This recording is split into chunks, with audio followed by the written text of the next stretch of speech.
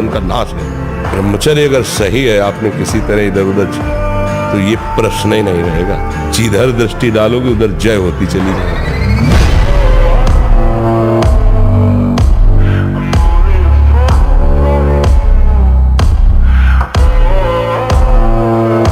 कोई भय नहीं, वो भय दे रहा है। कोई शोक का कारण नहीं, वो शोक दे रहा है, चिंता दे रहा है। पता नहीं काम सफल होगा कि नहीं सफल होगा। और जब ब्रह्मचर्य, ऐसा कैसे हो सकता है? यदि एक बार ऐसा हुआ तो 1000 बार मैं प्रयास करूंगा और इस पर विजय। वो मतलब जिद्दी स्वभाव, एक निष्ठा, वो मेन पावर।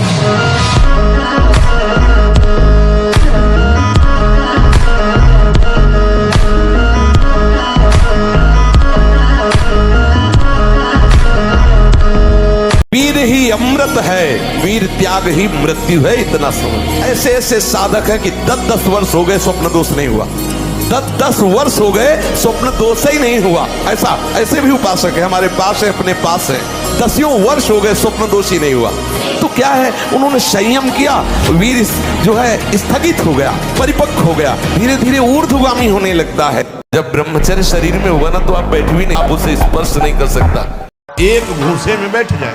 सात्विक ब्रह्मचारी हो, सात्विक भोजन करता हो और एक भूसा कस के मार दे तो मुंह बगाड़ देंगे। जो भैंसा और बकरा खाते हैं ना, मुंह बगाड़ देंगे। उनमें ताकत नहीं। ब्रह्मचर्य की ताकत, तपस्या की ताकत, सात्विकता की ताकत बहुत बड़ी ताकत। तो खेल में तो तभी मजा आता है। यही वो समय है आपको महान बना सकता है, यदि आप संयम से रहे। जो ताकत है, शारीरिक बल भी, आध्यात्मिक बल भी, दिव्य भाव, दिव्य स्मृति, हर अंग में विशेष स्फूर्ति, आवेश आ जाए तो कुछ भी कर सकता है। वो सारा कुछ ब्रह्मचर्य में।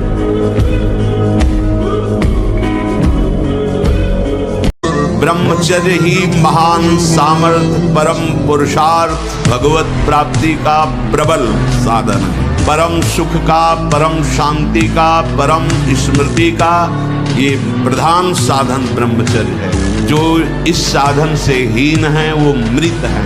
पर जो भी परम सुख, परम आनंद और लोक में उन्नति, परलोक में परम पद, उसे ब्रह्मचर्य अवश्य धारण करना चाहिए।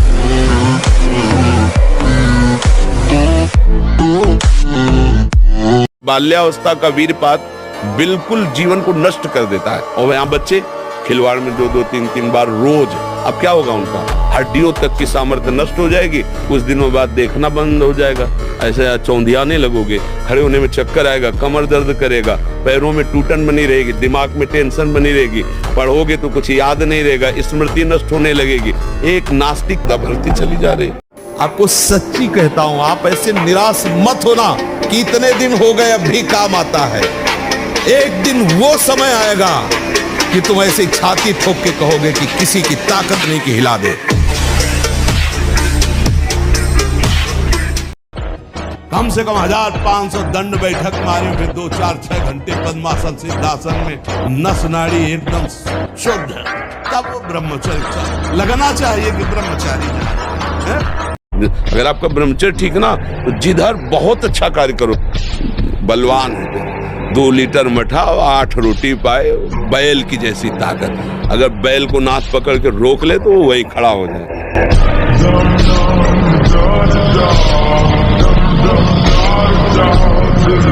उपासक जो ब्रह्मचारी होता है उसका खिला हुआ चेहरा रहता है, जैसे कमल खिला, बिना किसी कारण के उसकी मुख मुद्रा में प्रसन्नता होती है। मुख प्रसन्न, तन तेज विराजा।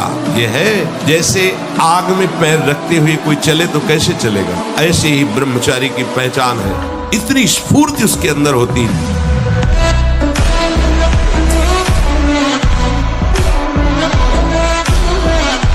अगर आप 5 वर्ष ब्रह्मचर्य रहे केवल इसलिए कि जो हमारी संतान हो वो बहुत देशभक्त, हरिभक्त, बलवान, विद्वान, ज्ञानवान हो, और आप नियम से दोनों भजन करो, और 5 वर्ष बाद गर्भाधान करके संतान उत्पत्ति के शास्त्र सिद्धांत अगर वो महापुरुष न पैदा हो तो बताना। ये जो लोग कहते हैं ना कि अरे बाबा लोग सब कहते हैं, देख लेना तुम्हारे पुरखा पानी पा जाएंगे। अगर बादाम ज्यादा खाओगे तो लीवर खराब हो जाएगा। देखो कुछ दिन बाद देख लेना। 6-6 घंटे पद्मासनों पर बैठा, हिले बिना हिले डुले, भीषण कष्ट हुआ पर उसे शांत। तो सुषुम्ना नाड़ी खुली, वीर ऊर्ध्वगामिनी। प्राणायाम के द्वारा प्राणों का संयम, शरीर को व्यायाम के द्वारा स्वस्थ, आसनों के द्वारा वश में कर लेना, आहार के द्वारा पवित्र बुद्धि करना, इंद्रिय भोगों का दृश्य श्रवण संभोग इनसे दूर रहना, इंद्रिया पवित्र, तब जाके वीर ऊर्ध्वगामी होता है। उसे कहते हैं अखंड ब्रह्मचारी। 100 बार गिरेंगे फिर भी हम चढ़ाई करेंगे इस पर। इसका अभ्यास है हमको नष्ट करने का।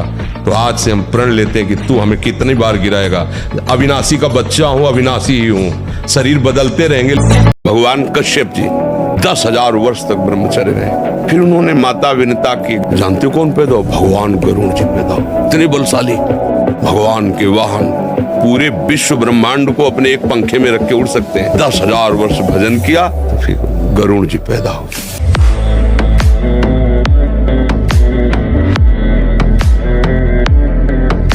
जब ब्रह्मचर्य रहा जाता है तो उसको सुविधा माया देती है ब्रह्मचर्य नष्ट करने की। ये बैठालना चाहिए। जैसे आप नियम लिए कि मैं आजीवन ब्रह्मचारी रहूंगा, तो आपको पक्की सुविधा एक समय आएगी कि आप आराम से भोग लीजिए। कोई निगेटिव नहीं, कोई नकारात्मक सोच भी नहीं आएगी।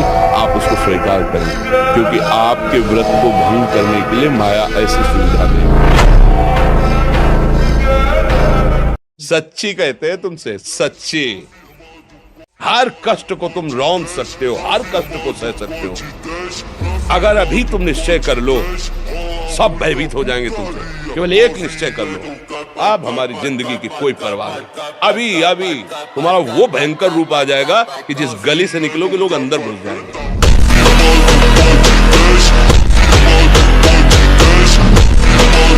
ब्रह्मचर्य ही परम तप है, ब्रह्मचर्य ही परम धन है, ब्रह्मचर्य परम एकाग्रता है। एकाग्रता ब्रह्मचर्य से आती है। आंख मूंदो या खुली रखो, अगर ब्रह्मचर्य ठीक, एक शीतलता, एक गंभीरता, तो जिधर दृष्टि लगा उधर एकदम चिपक जाएगी जाके।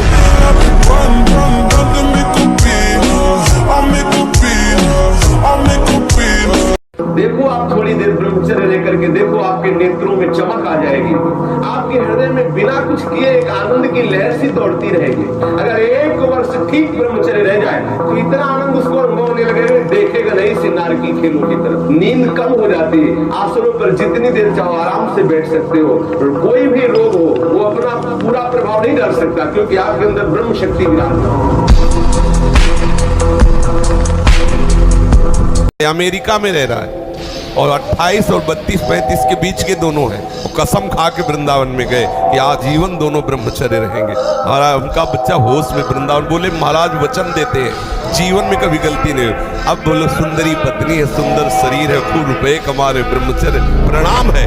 साधक होकर के भी गंदे आचरणों की वृत्ति बनी रहती, वो गृहस्थी होकर के भी संत की तरह रह रहे, प्रणाम है ऐसे सदगृहस्थ। ब्रह्मचारी का स्वभाव गंभीर होता है, विचार परिपक्व होता है, स्मृति प्रवीण होती है उसकी, और हर कष्ट सहने की सामर्थ्य होती। गर्मी, सर्दी, बरसात, पीड़ा, अपमान, निंदा, वो महान शीतलता अंदर प्रदान कर।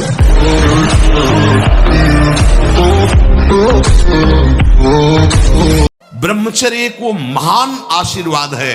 आपसे कोई और साधन न बनता हो, यदि ब्रह्मचर्य है, एक अपार शीतलता, कोई भी रोग तुम्हें परास्त नहीं कर सकता। सच्ची, बुखार है, किडनी फेल है, दर्द है, एक नवीन उत्साह, एक नवीन बल तुम्हें कहीं झुकने नहीं देगा।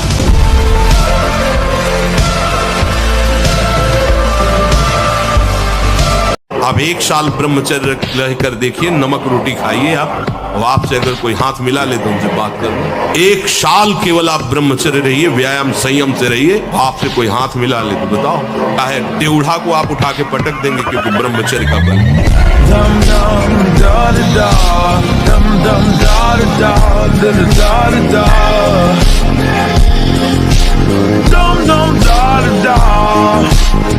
गजब की बात है, कोई शौच में बैठा हो और ऐसे दृष्टि पहुंच जाए तो ऐसे नहीं होता। और तुम एकांत में वही देख रहे हो, मलमूत्र के द्वारा। और कौन सा देख रहे हो? देव मंदिर देख रहे हो क्या? क्या देख रहे हो तुम? सोच लघु शंका के ही स्थान तो है। कौन सी बहुत बड़ी बात है? उन्हीं से पैदा हुए हो, उसी द्वार से पैदा हुए हो, और उसी में देखकर विकार युक्त होकर फिर वही मरना चाहते हो, दुर्गति को प्राप्त होना चाहते हो। इसी बात से दुर्दशा हो गई। गंदे बच्चे, गंदा दृश्य, गंदा चिंतन, गंदी क्रियाएं नष्ट पूरे शरीर में जो गर्मी पैदा होती है, जो शक्ति पैदा होती है, उससे वीर ऊर्ध्वगामी होता है। और जिसका वीर ऊर्ध्वगामी हो गया वही अखंड ब्रह्मचारी का होता है, नैष्ठिक ब्रह्मचारी का। फिर ये स्वप्न दोष और ये सब नाना प्रकार की जो कुप्रवृत्तियां हैं, इनका प्रश्न ही नहीं उठता।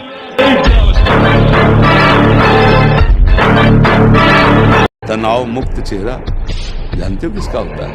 जिसमें संयम होता है, मुख प्रसन्न होता है, क्योंकि भगवत कार्य में लगा है ना। बिजली की तरह शरीर में स्फूर्ति, एकदम चमकता हुआ चेहरा।